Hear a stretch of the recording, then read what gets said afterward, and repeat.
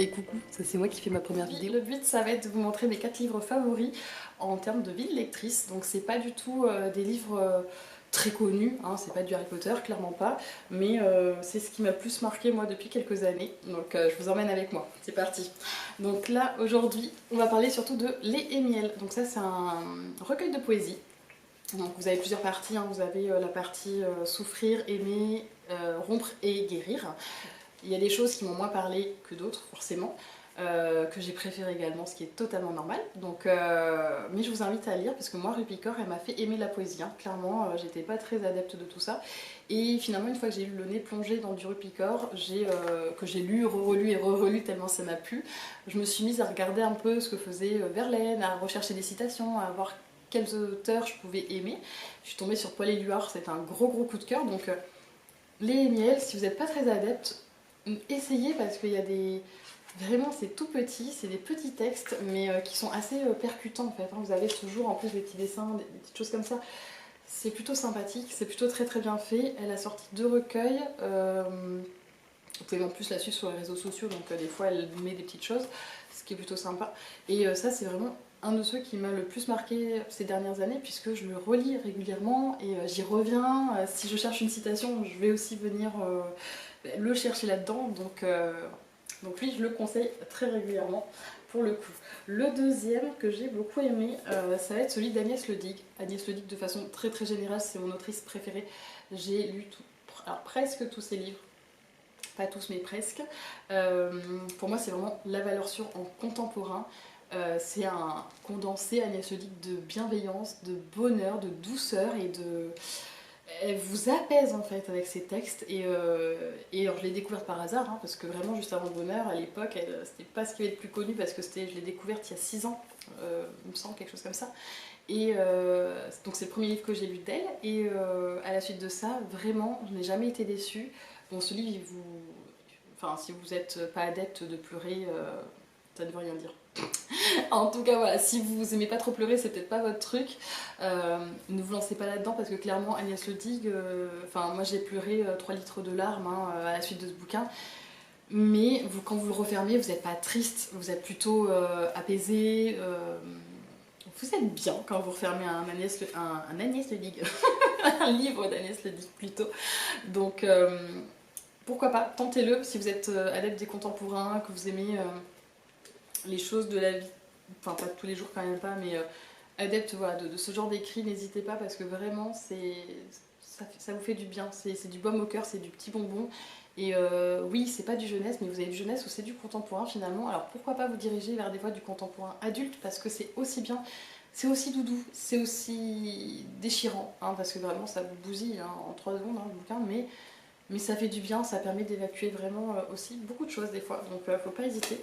Agnès Ledigue, je recommande encore et encore et encore, même à l'heure actuelle. Ça se voit que le livre, je l'ai prêté 1 milliard de fois, il est jaune, etc. Mais ça veut dire qu'il est passé dans plein de mains.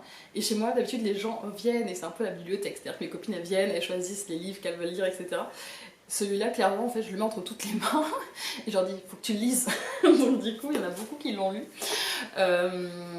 Autre livre également qui m'a détruite un petit peu quand même, ça a été Une sirène à Paris de Mathias Malzieu. Mathias Malzieu, j'ai lu beaucoup de ses œuvres. Il doit m'en manquer 2 à lire, quelque chose comme ça. Et j'ai toujours beaucoup aimé, c'est très poétique, c'est très doux, c'est aussi un peu brut, hein, effectivement, mais il y a un côté rêveur en fait dans ces bouquins que j'aime beaucoup. Et Une sirène à Paris, l'histoire ça a été que quand il est sorti, il y a beaucoup de gens qui en ont parlé, mais vraiment beaucoup, il y a eu plein d'événements dessus, et du coup ça m'a refroidi, mais alors sec. C'est-à-dire que moi je suis le genre de personne, vous me parlez de quelque chose en boucle, et ben du coup je vais même plus lire le truc en question. Par exemple ça m'a fait ça avec Victor Dixen, j'ai tellement entendu parler de Victor Dixen que je n'arrive plus à lire quoi que ce soit de lui, alors que pourtant j'aime bien ce qu'il fait, puisque j'ai lu les 3 premiers tomes de Phobos, et que globalement j'aime bien sa plume, mais tellement je l'ai vu partout, ces livres on les voit partout, et j'arrive même plus en fait à me lancer dedans, donc quand ce sera passé j'y reviendrai, mais pour le moment je peux plus. Et du coup ça m'a fait pareil pour Une sirène à Paris. C'est le même principe, vous savez quand même que les gamins quand vous leur dites fais pas ci, qu'ils le font. Moi je suis exactement là-dedans, mais faut savoir quand même qu'une fois ma grand-mère m'a dit Lucie, mets pas ton petit doigt dans le taille-crayon, ça va te faire mal. Qui s'est taillé le petit doigt avec un taille-crayon? C'est Bibi. Donc vous voyez, je fais partie de ces gens un peu contradictoires qui veulent pas aller dans le même sens que tout le monde. Mais bon, finalement la vague est passée, j'ai quand même acheté Une sirène à Paris, je l'ai lu, j'ai pleuré pendant 15 minutes, j'en voulais personnellement à Mathias Malzieu, je me suis dit comment il peut faire ça, pourquoi il finit son livre comme ça, c'est pas possible, ça peut pas juste se terminer comme ça, pour moi ça me semblait impossible, mais vraiment impossible, je pouvais pas imaginer que ça se finisse comme ça.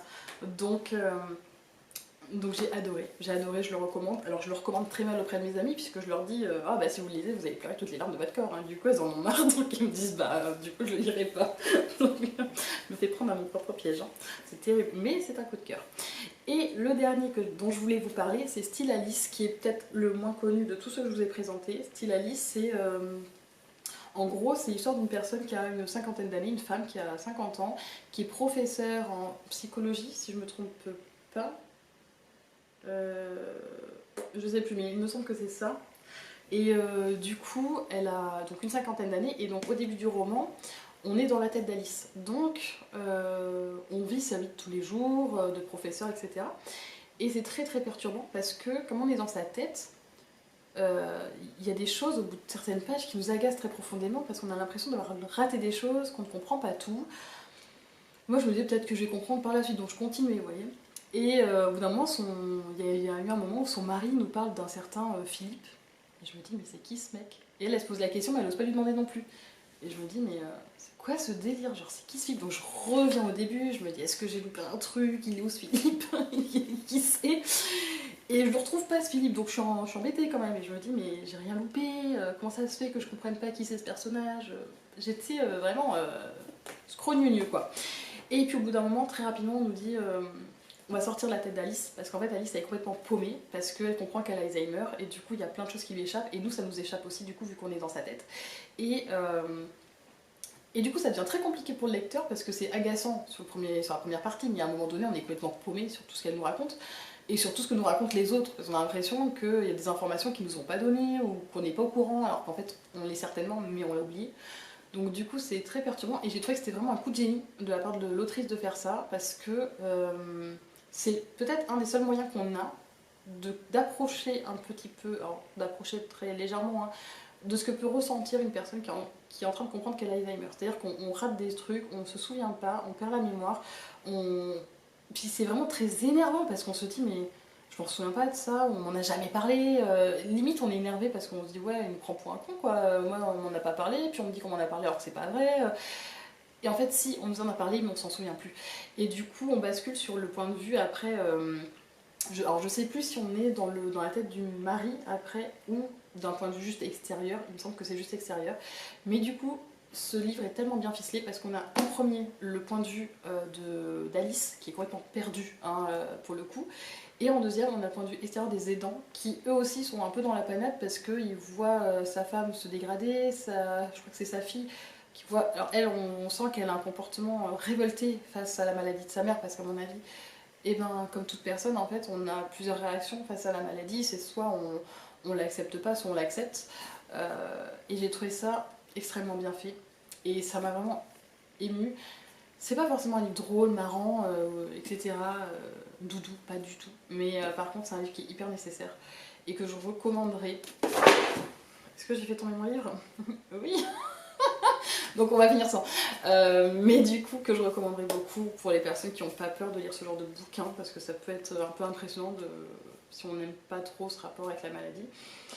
Mais moi je trouve ça bien, d'en parler, je trouve ça bien de se renseigner, je trouve ça bien de dire des choses sur le sujet, c'est important et je trouve que ça permet aussi de comprendre un peu le mécanisme de la maladie en elle-même, concrètement.